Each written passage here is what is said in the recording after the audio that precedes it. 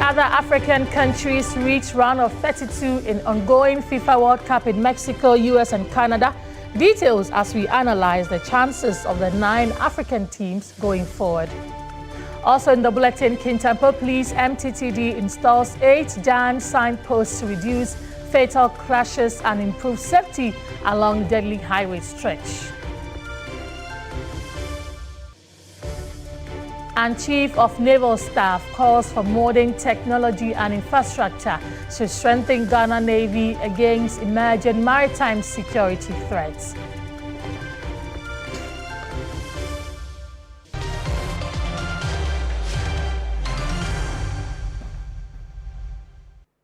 Many thanks for joining us. Let's begin the bulletin from here.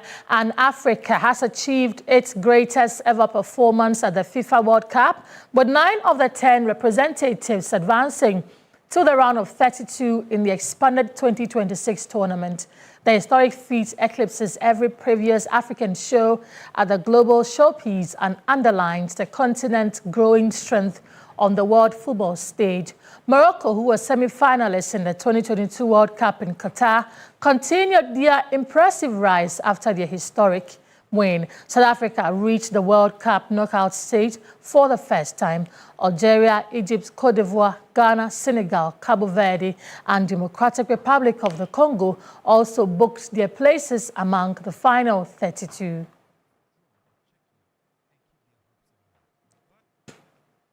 Let's get on Zoom now and engage Sadiq Adams, also known as Sports Obama, and he's a sports analyst. Sadiq, thank you for your time this afternoon. 9 of Africa's 10 reps have reached the round of 32. How significant is this achievement for African football? Yeah, thank you very much. It's historic, greatly also against the backdrop that's in the recent World Cups, fatally in 2018. None of the African teams, that's 0%, progressed to the next stage of the World Cup. And in 2022 in Qatar, only 40%, that's 2 teams, progressed, including Morocco, who went to the semi-finals for the first time for an African country. So for 90%, that's 9 out of 10 teams to progress to the next stage, is really significant for African football. Also because it is an expanded World Cup, and like many pundits have said, this is where the World Cup, the original World Cup, actually begins, because this is now the round of 32, which originally would have been the number of teams that compete in the World Cup. But sincerity, it's a very great achievement for African football to be alive today, to see 9 teams out of 10 progress to the next stage. And this achievement that you talk about, do you think it proves that African football has truly come of age, or do teams still have a lot to improve in the latter stages, especially also because you said this is when the real World Cup begins? Well, there are nuances. It's actually balanced, because you will not ordinarily have Curaçao in the World Cup. You will not play Haiti in the World Cup.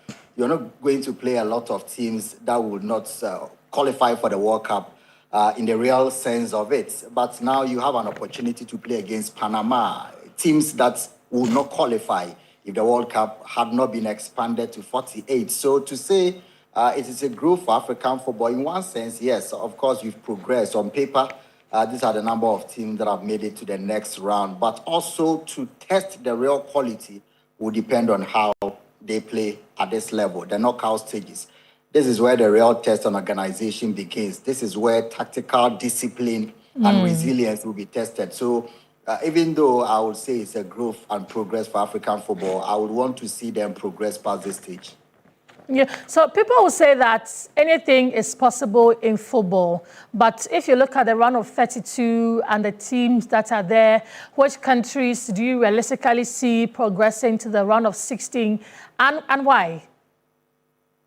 Well, I think the team with the best opportunity to progress, to me, will be Egypt. They've not lost a game. They look like a very solid side from the group stages. And they face Australia, who have not been, they've been nomadic in the World Cup. They just get to this stage and get eliminated. To face them, the opposition is not that strong based on the statistics and the number of times that Australia have made it out of the group stage, even up to this level. So Egypt, I would tip them. It's quite unfortunate to see Morocco who are Africa's best bets at this World Cup, come up against Netherlands. But it's not difficult for Morocco. They are very organized side. The semi-finalists in the last World Cup, the team has been intact. Even in the group stages, they faced Brazil and were the dominant side. So coming up against Netherlands will be very tricky. But I also tip Morocco to advance. Ivory Coast also have an opportunity. I mean, not a very strong opposition in there. So there are sides that can really make it to the next stage. But a lot of them are also coming up against very tough oppositions. You didn't mention Ghana's name. You don't think we can progress from there? Well, you would want to look at the form of Colombia. I mean, if you ask, you want to be analytical before bias. I think Colombia are very, like they say in American sports, they are a sleeper side. I don't think many people have watched them before pointing out the reason why they want to face Colombia. Their team is a very solid side. Look, they've played in 3 games and they've dominated in 2. They've had an average possession of 60, including playing against some of their top oppositions. And if you look at their squad, I don't think they will be a cheap opposition for Ghana. We have a 35-40% chance of progressing. But like you said, football, the unpredictability of football, in a sense, is why we are being optimistic. But they're also a very solid side. If I rank teams that will qualify to the next stage and being, very analytical before bias, I would think that Ghana will have a slight chance of progressing. Colombia is a very solid side. If we put our axes together, we may sail through, but I wouldn't want to be complacent and say it's a walkover. And talking about walkovers, we know South Africa is also playing Canada tonight. Is that likely also to play there?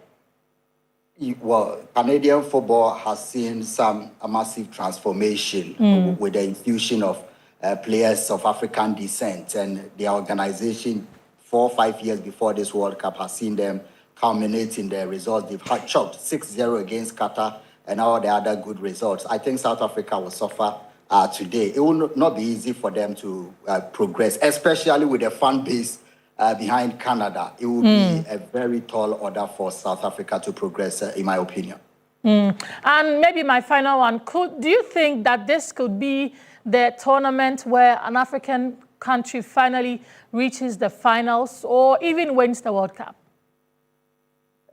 Anything is possible, but I would not want to point out the resurrection of dead people. Everything is possible, but I've not seen some predictions in that context, especially looking at how we have performed. Football is unpredictable, but there are some things that are also very predictable. For an African team to win it will be a very tall order. It will be a miracle. And if I'm expecting a miracle, of course, yes, then Morocco have gotten closer. But let me be very sincere.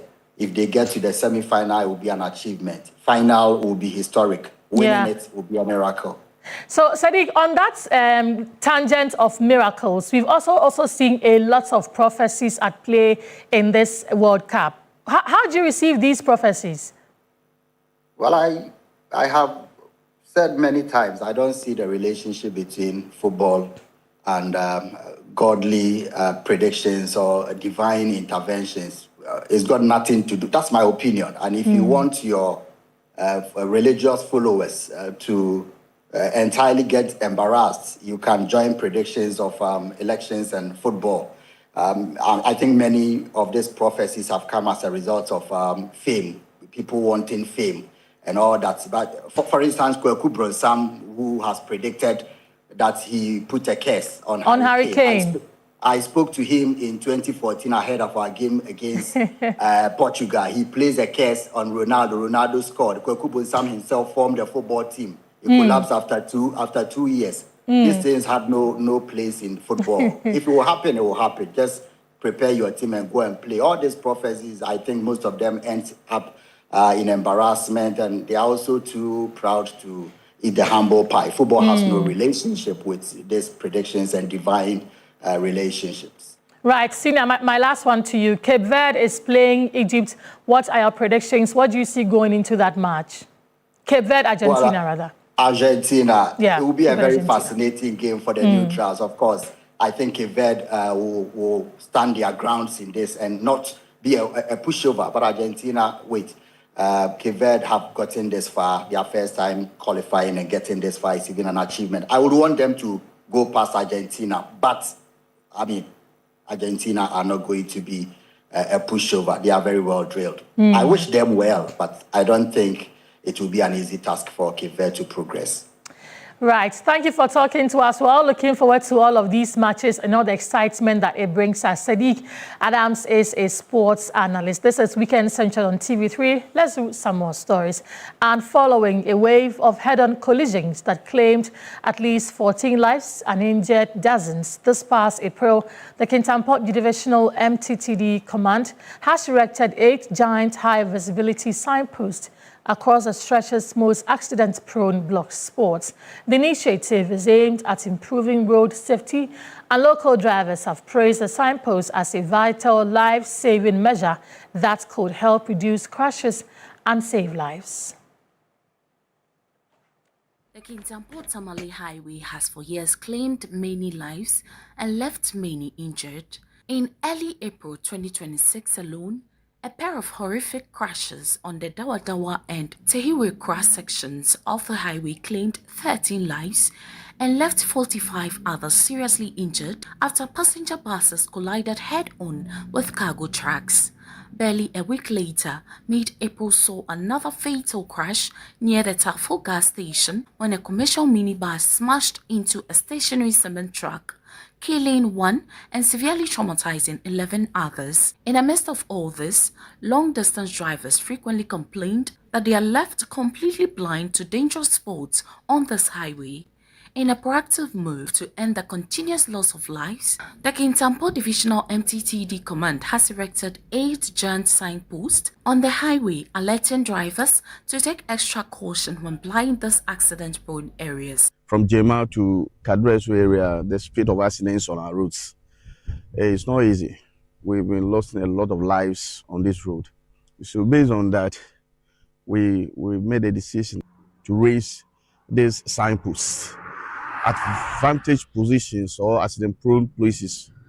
Some people call it black spots, where most accidents do occur.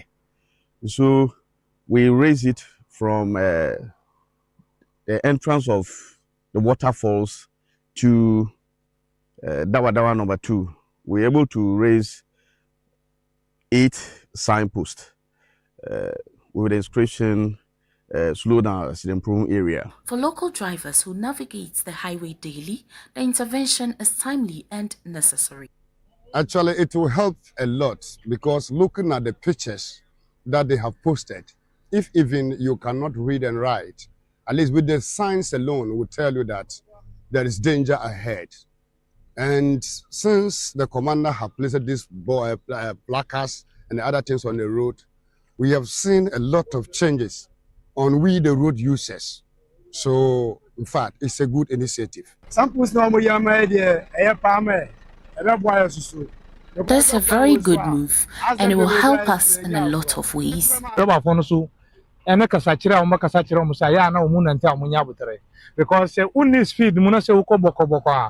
I'll also urge drivers to take their time on the road, because if you're not speeding, when the accident happens, the effect will not be too immense. As this new signs stand guard over the highway's deadliest black spots, the hope is that greater visibility will encourage greater caution, helping to save lives on the road that has witnessed far too many tragedies. On our roads, motorists and commuters along the Takwa to Daman corridor have begun to experience some reprieve following the recent cave-in of a segment of the $27 million Abosu to Bumpieso Highway. Residents have linked the incident to a disused mining pit that was left behind years ago. Constructed by Goldfields Ghana in 2019 at a cost of $27 million, the 33-kilometer road provides vital connectivity for residents and commuters across the Pristahuni Valley and Takwa Nsoye municipalities, while also serving as a key link between the western and central regions. However, on Wednesday, June 24, a portion of the Abosu to Bompieso stretch collapsed, a development that dealt a heavy blow to the many motorists and commuters who depend on the route. How I know the bands and I'm a traffic active because I bear 1 week. And the car into me call to say the air. You tell bands also no. Pay for an answer to now, may a day. On by a issue is in 3 days. And no multimedia. Traffic beam, kaka almost stopping. 1 hour free, no valuable. It almost 1 hour free. I bought syllabus, so almost stopping for a minute. And sana, one more trial. Residents have alleged that the construction crew encountered an abandoned mining pit left over from years during the construction phase.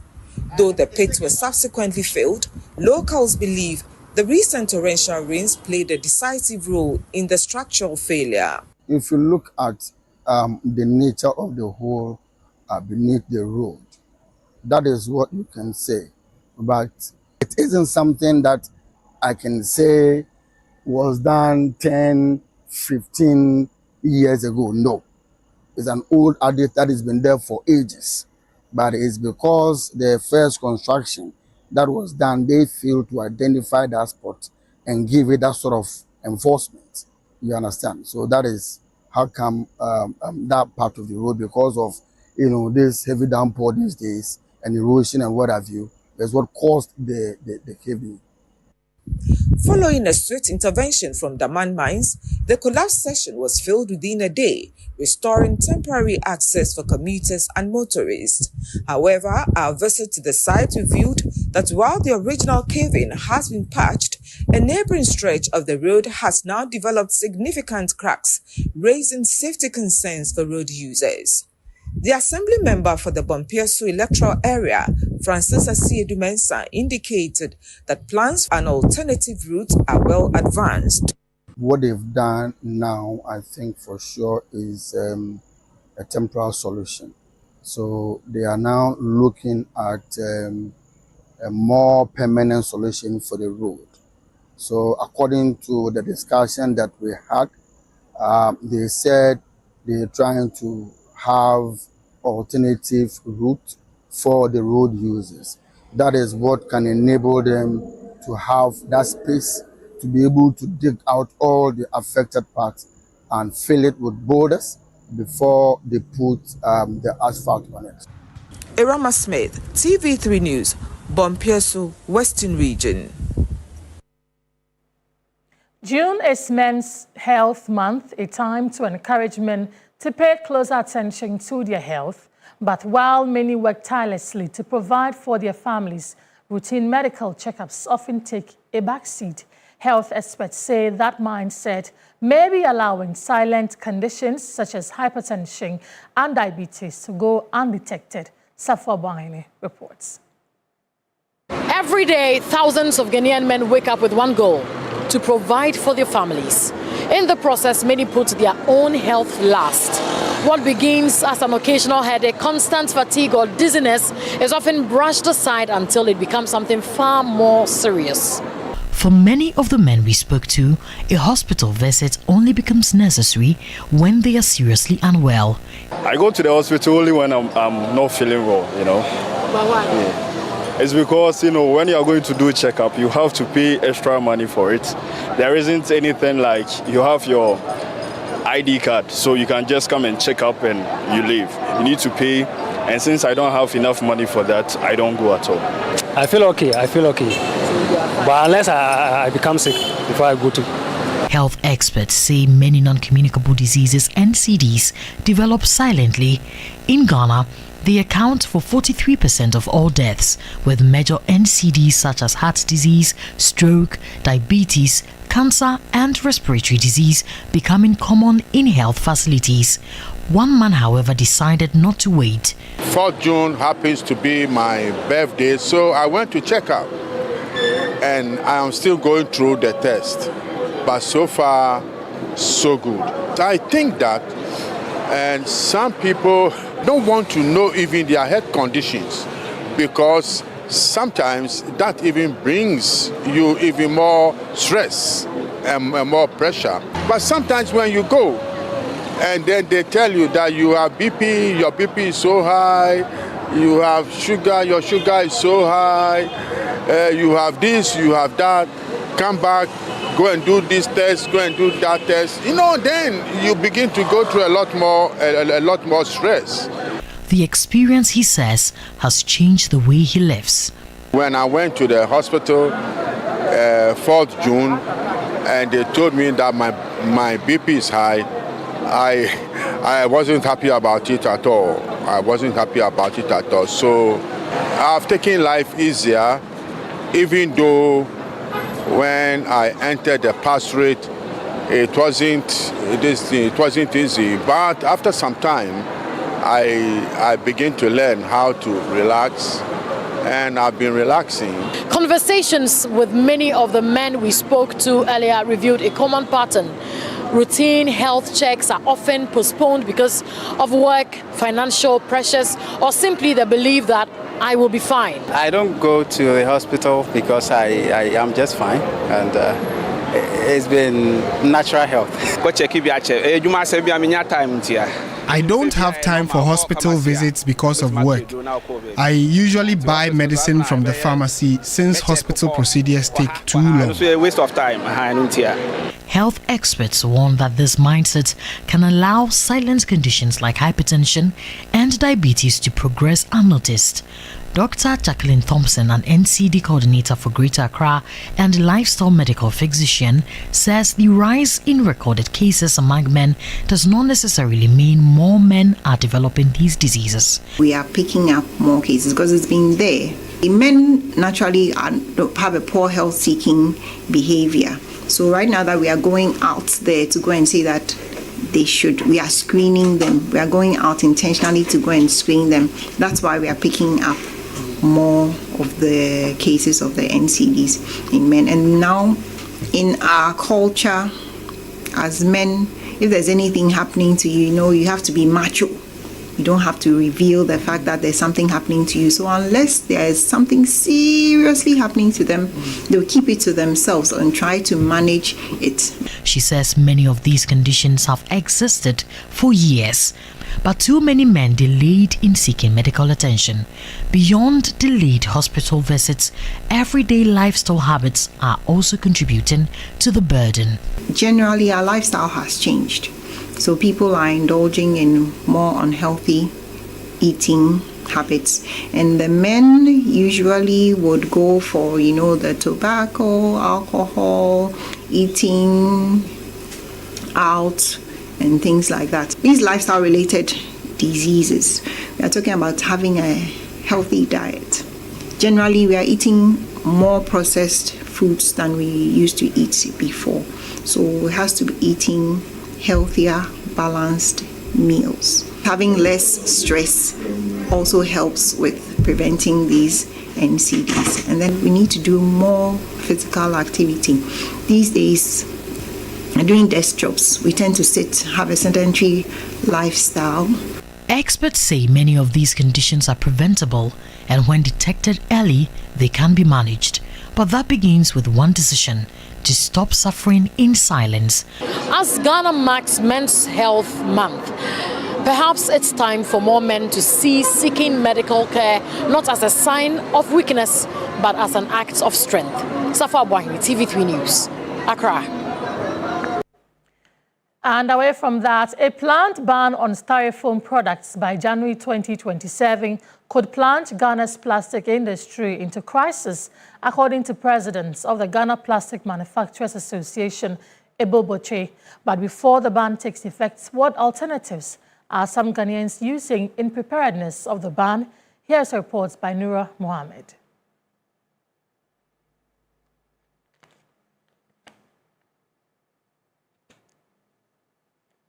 Announced that Ghana will officially ban the production, importation, distribution, sale and use of polystyrene foam products from January 1, 2027. Aside the serious health risks associated with the use of plastics and styrofoam in serving hot meals, the environmental consequences are just as dire. Styrofoam plastics contain what we call polystyrene, which is the primary building block, of which styrene is the main component. And styrene has been shown to have cancer-causing properties, as well as the potential to cause nerve damage and genetic damage.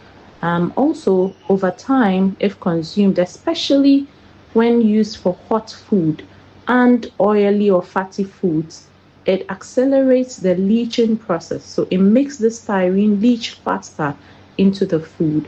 And over time, this can cause kidney damage. According to data from the Ministry of Local Government, Chieftaincy and Religious Affairs, Ghana produces 1.6 million tons of solid waste annually, which is approximately 4,400 tons daily. This includes both plastic and styrofoam waste. Comfort is a corporate worker, and every day, she carries a bowl from home to buy food. She keeps the bowl in a reusable tote bag. It's cheaper, so I don't have to pay for the bowl I use. Comfort shares her fears over the health risks that chemicals from plastics and styrofoam could pose. I realized that anytime hot food touches the styrofoam, there's this melting thing that goes on in there. I mean, I don't have the technical terms, but where are all the chemicals going to? Hawa is a wache vendor who uses styrofoam, plastics, leaves and bowls to serve her food. For her, bringing a bowl is a better solution. The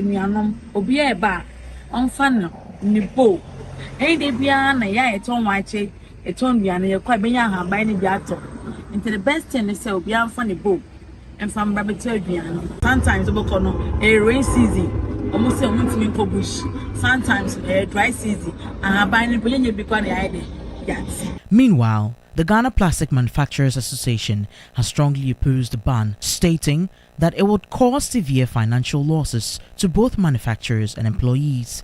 Ebo Botri is the president of the Ghana Plastic Manufacturers Association. We are not opposing a ban on the styrofoam, but the approach, the timelines are not the best. Our total investment cost is 1.493 billion Ghana cedis. How are we going to get this money to pay the banks? We should get an extension to 1st January 2030. Given 3 years will be enough time for all of us to be able to recover and to reposition ourselves. If governments insist, then we are asking government for a bailout. The ban is just 6 months away, but the government is yet to provide solutions as well as educate the public about alternatives to the use of styrofoam and plastics. Now, people like Comfort, however, give hope, showing us that Ghanaians can do Sankofa, that is going back to adopting the use of more sustainable ways of packaging our delectable meals. If there is a will, there is a way. Nura Mohammed, TV3 News, Accra. And that's a beautiful, constructive journalism story there by Nura. It looks at the problem and also solutions available. Time now for a break. We're back shortly.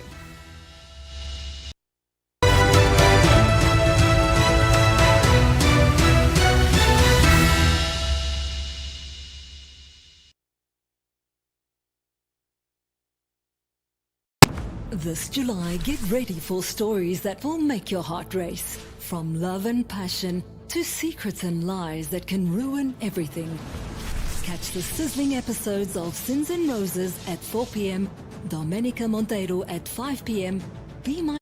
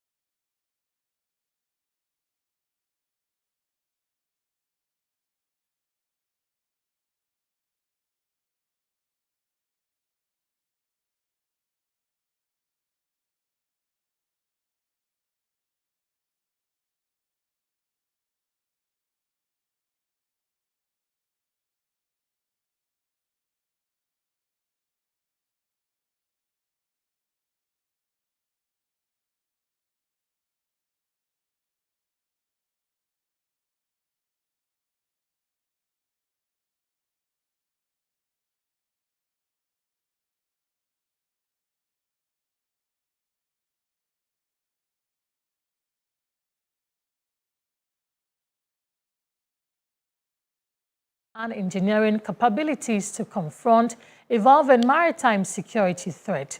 He says critical facilities such as the naval shipyard are indispensable to sustaining fleet readiness and guaranteeing a continuous naval presence in the resource-high Gulf of Guinea.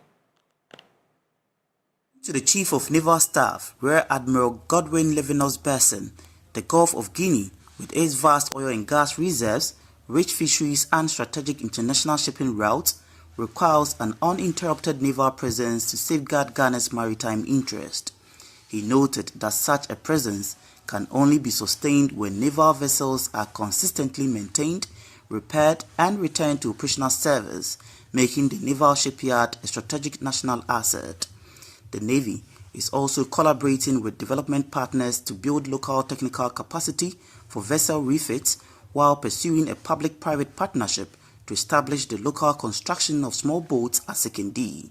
He welcomed the government's planned acquisition of 2 offshore patrol vessels, additional fast attack craft, and other naval assets, describing the move as timely in addressing emerging maritime security threats in Ghana's territorial waters. The Navy is negotiating with partners to expand and modernize the shipyard's facilities to dock larger ships and enter the oil and gas fabrication industry.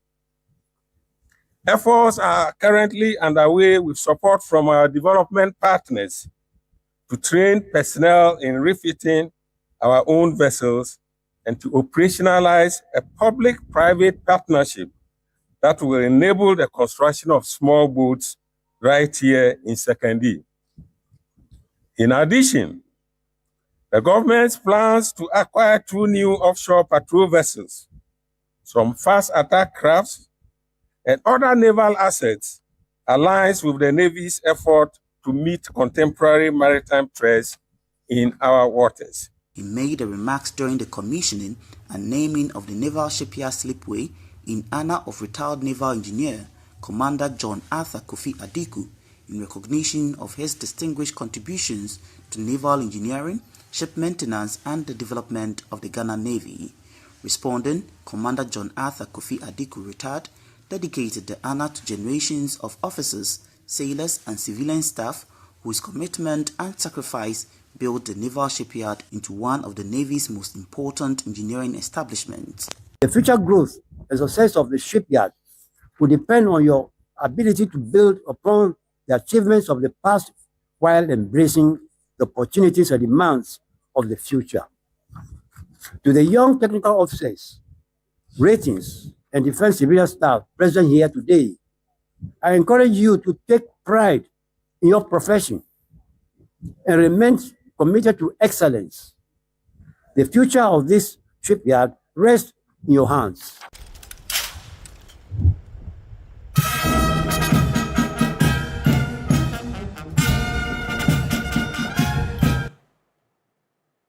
Ghana's struggling textile and apparel industry could become a major engine of job creation, industrialization, and economic transformation if the country adopts the right policies and invests in sustainable production. This is the conviction of Professor of Textile Design and Technology at KNUST, Professor Ebenezer Kofi Howard, who believes the sector holds the key to addressing Ghana's unemployment and manufacturing challenges. Among Ghana's leading manufacturing sectors, the textile industry, according to Professor Howard, has witnessed decades of decline due to trade liberalization, the influx of cheap imports, obsolete machinery, smuggling, and inadequate investment. The unfortunate reality is that Ghana's apparel industry, due to limited raw material supply from domestic textile firms, rely heavily on imported raw material for production, thereby relinquishing more than 70% of its value chain operation to offshore counterparts, leading to the closure of most domestic textile firms with low productivity levels and high redundancy rate in the subsector.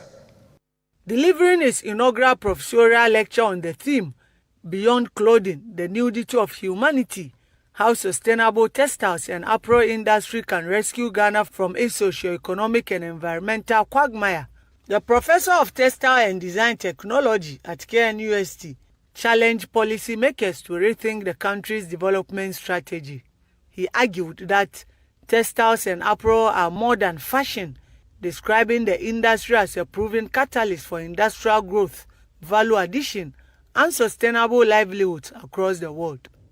The strategic economic importance of the global T&A sector lies not only in its dollar value, but also in its role in sustaining global consumption and supporting social stability, with great potential to transform lives through employment, preservation of culture and tradition, promotion of gender roles, economic empowerment, and social sustainability.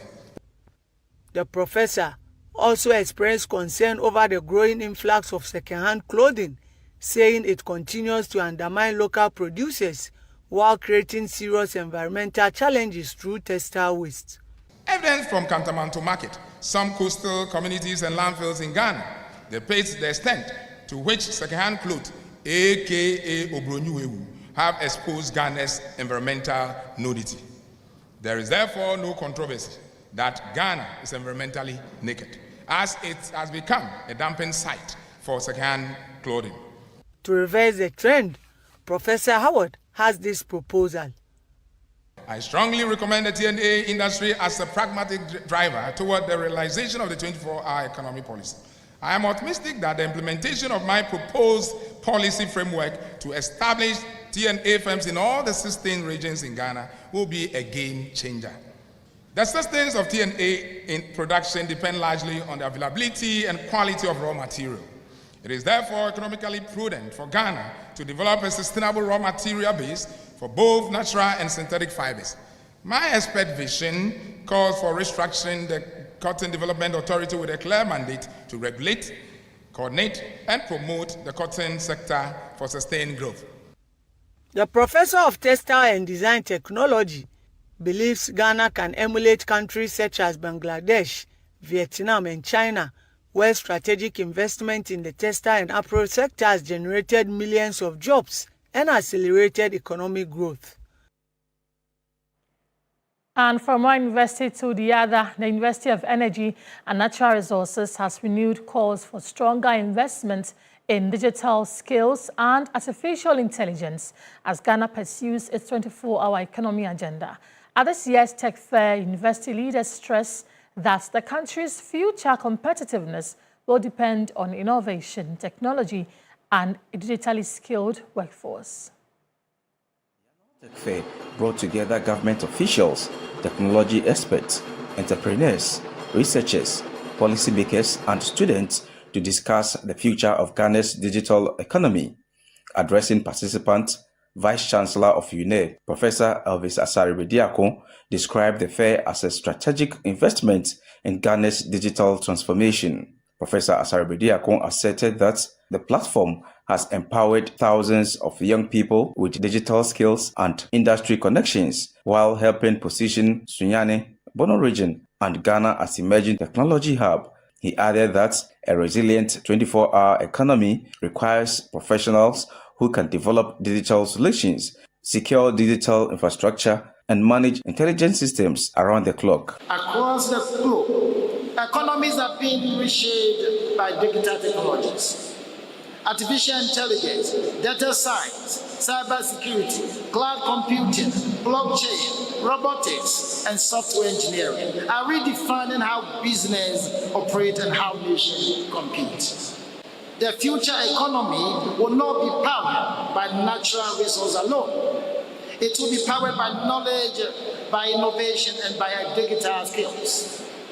As Ghana pursues the vision of a resilient 24-hour economy, we must recognize that such an economy cannot thrive without a digitally skilled workforce. Professor Peter Apiahene, head of the Department of Information Technology and Decision Sciences at UNE, called for urgent national AI policies to promote responsible use in education, protect Ghana's data, and support the development of locally trained AI models. As we prepare for this inevitable AI revolution, we must confront the hard truth. That is, we must take deliberate steps to achieve AI sovereignty. We must own our own data. We must build and train AI models using our own local data sets, reflecting our own values, culture, and economic realities. Professor Piahene urged universities to embrace responsible AI use by treating it as a learning tool rather than a means of cheating. He called for AI governance framework to be adopted before the end of the academic year to keep graduates globally competitive. We must stop treating AI as a cheating tool. AI is not a taboo in academia. Students should be actively allowed and encouraged to use AI in their learning processes. You're still watching Weekend Central. We have more after this break. Stay with us.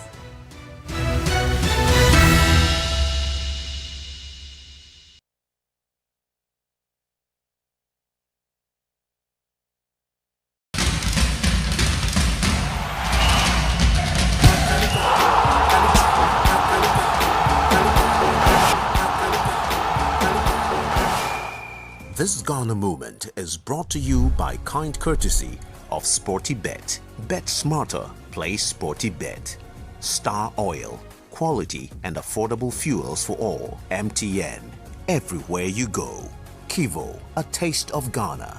Pepsodent, do the two.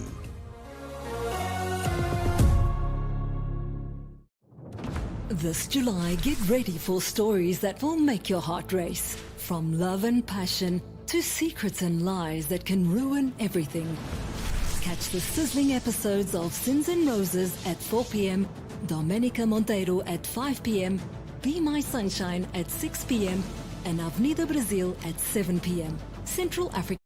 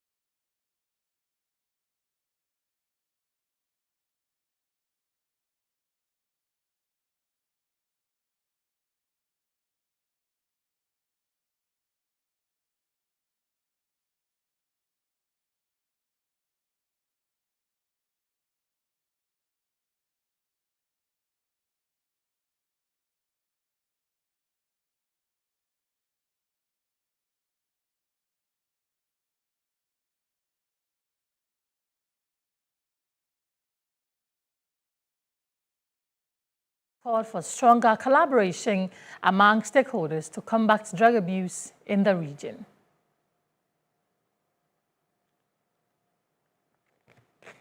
Regional Narcotics Commission suggests that a strategic shift in enforcement is successfully curbing the drug menace. In November 2025, the Commission apprehended 4 individuals for possession of tramadol. During recent commemorations for World Drug Day, Senior Narcotics Control Officer Sadiq Mikdad reported a decline in both drug smuggling and local consumption. Comparing it to that of last year, there's been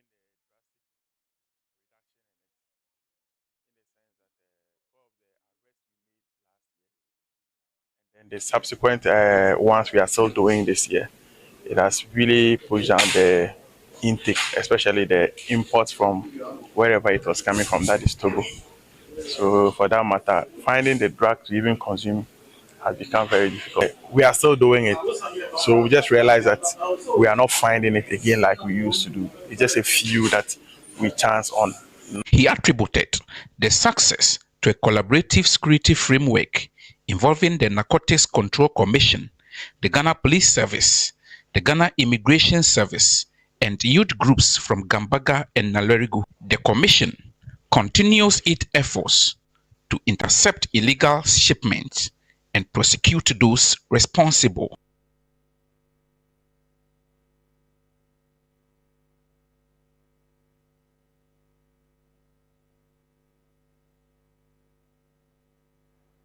Well, the Public Utilities Regulatory Commission, PURC, in the Bono and Ahafo regions has reported significant achievement in the first half of the year. The Commission says its focus has gone beyond tariff setting to include active consumer complaint management and improving the quality of utility services.